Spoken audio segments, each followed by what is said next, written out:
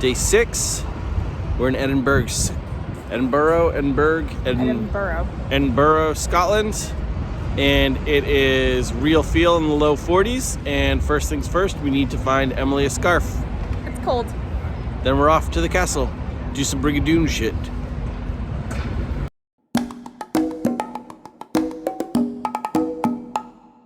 The tartan shop that Emily wanted to go to hadn't opened yet, so we ended up at this bakery, where of course I got some delicious baked goods, including a freshly made breakfast sandwich with some kind of haggis sausage.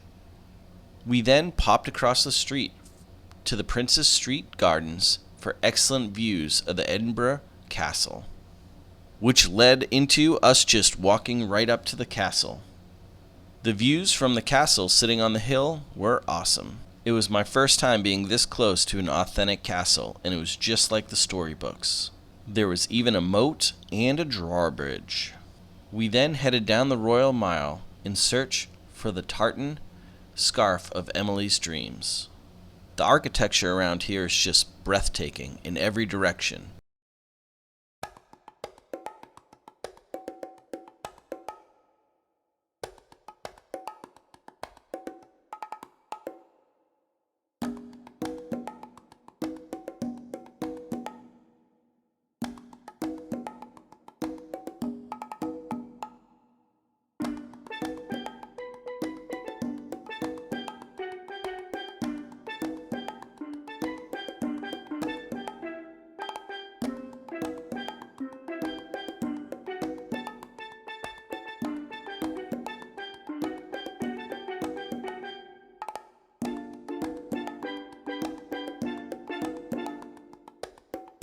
Luckily, the tartan shop was open when we made it back. Hopefully this one wasn't too much of a tourist trap. Leave me a comment to let me know if this is also a tourist trap or just the Royal Mile has the tourist traps. Tartan scarf acquired, and we headed off to see what we could see. That's our hotel, the Balmoral. When it was restored, Sean Connery was there for the ribbon cutting. There's also a photo of Sean Connery as James Bond in our bathroom.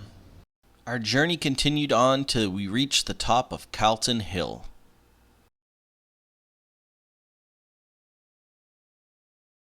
There was so much to see at the top of Calton Hill. Unfortunately, most of it was closed due to COVID. We did see what we could see. This is the De Gaulle Stewart Monument, built in 1831. From the outside, we were able to view the observatory and its many buildings, along with the National Monument of Scotland and the Nelson Monument. The views from the top of Calton Hill were incredible, especially the view of Arthur's Seat. We decided that the hike to the top of Arthur's Seat was just too much for us on such a short trip. After taking in the view, we headed down to the Palace of Holyrood House. The Queen's Gallery was closed for renovations, so we were unable to visit.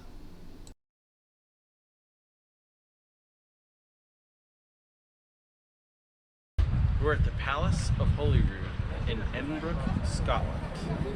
This is a spare palace that they don't use, and we get to go for a tour inside. However, they do not allow any videography or photography once we go inside.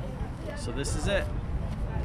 The self-guided audio tour of the palace was fantastic. We really enjoyed it and highly recommend everybody check it out. By now we are famished, so we head off to the Guildford Arms for lunch. The Guildford Arms was established in 1896 and has been in the same family ever since. It is filled with late Victorian opulence. For lunch, Emily tried the vegetarian haggis, neeps, and tatties with the whiskey sauce. I tried the steak and ale pie along with some asparagus, which was wrapped in prosciutto. Everything was absolutely fantastic. Emily said this was absolutely one of her most favorite meals on the entire trip. After lunch, we headed back to the Royal Mile to pick up some whiskey to bring home. These two whiskeys came highly recommended. Leave me a comment of what you think of them. Based on several recommendations, we ended up at the Panda and Sons barbershop for some pre-dinner cocktails. The craft cocktails were cutting edge and delicious, and the entire place had a panda theme. It was fantastic. For dinner, we went to Café Centro for some authentic Italian cuisine. The service was very prompt. I had the spaghetti carbonara and Emily had the rigatoni caprese, but the real star of the show was the peanut butter square I had for dessert. Back at the hotel, we stopped at the SCOTCH Lounge, a premier facility for tasting whiskey. Overall, I had a fantastic experience, and they had over 500 different scotches to try. The first scotch we tried was the Glenlossie 10-year. Our second scotch was the Glen Grant 18-year.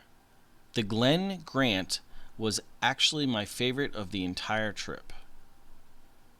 I hope you liked today's video, and if you did, please like and subscribe to stay up to date with more of my travel adventures.